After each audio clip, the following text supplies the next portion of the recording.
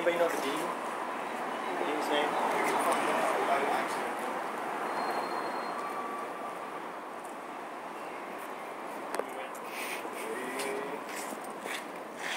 Afua, will you come and be with me? I'm going to go on the other side and get another angle for you.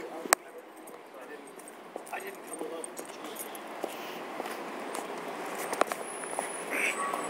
Whatever you guys are ready to do.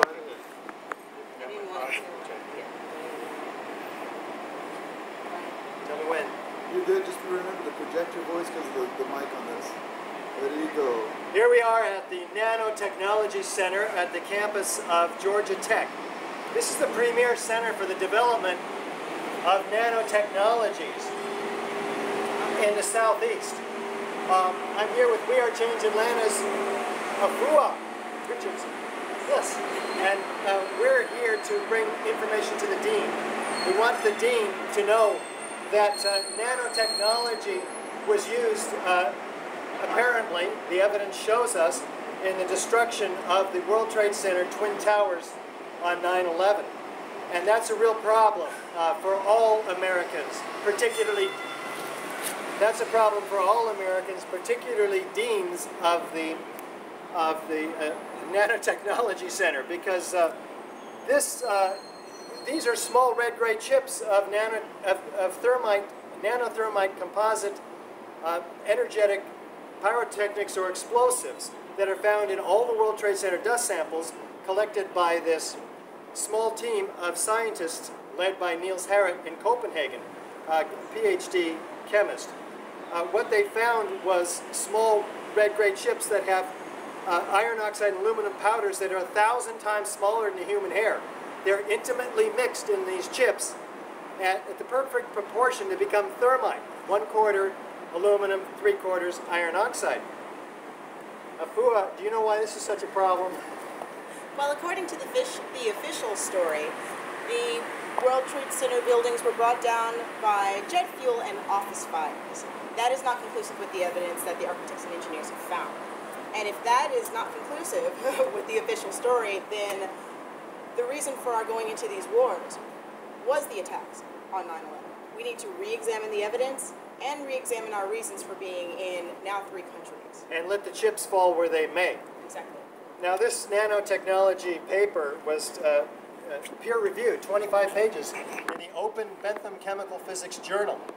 What we know is that when those chips, taken out of the World Trade Center dust and put in a heater at about 1,000 degrees Fahrenheit, they blow up. What do they produce when they blow up? The exact same iron molten spheres, about the diameter of a human hair, that were found by the USGS in all the World Trade Center dust samples. Up to 6% of the dust in some places was composed of this. So we have a huge problem for the official story. We're demanding a real investigation, one that accounts for all of the evidence and uses a scientific method. So we're here to present this problem to the dean of the Nanotechnology Center. And we would like to have a formal debate, because there are no conspiracy theories here. We're just debating the science. And so, that's why we're here. Thank you. Hey, Manny. What I would do, guys? There's Manny out here. Let me get up off the ground. This is getting a little... How was that? Oh, that's pretty good. I hope my mic's picking it up. I could have brought I should have brought a better video camera. Oh, that's all right. I thought I was charging this thing. Whew, wow. I got a little bit.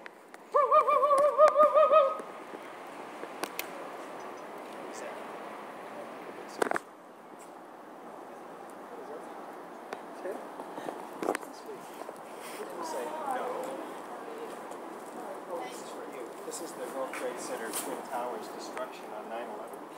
This building, is it exploding or is it collapsing? Can you just tell me what's your hunch off the top of your head?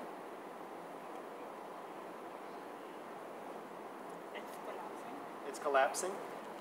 Now, would a collapse work downward with gravity, or would it work outward like? Okay, explode then. So now you think it's exploding? Yeah, I think it's exploding too, because it's sending all this debris outside the footprint of the building. And we have evidence in the World Trade Center dust of lots of explosives. So we're hoping that students like yourself will take a closer look at the evidence, which we've not seen in the mainstream media or from our government. So I represent 1,500 architects and engineers. My name is Richard Gage. I'm from the Bay Area in California. And so I'm in town speaking on this subject, and I just wanted to also let you know that you have an opportunity to become aware now. The evidence is in your hands, and so let's see what you do with it. What are you studying here, Andrew? I'm doing my MS Bioinformatics. Mathematics?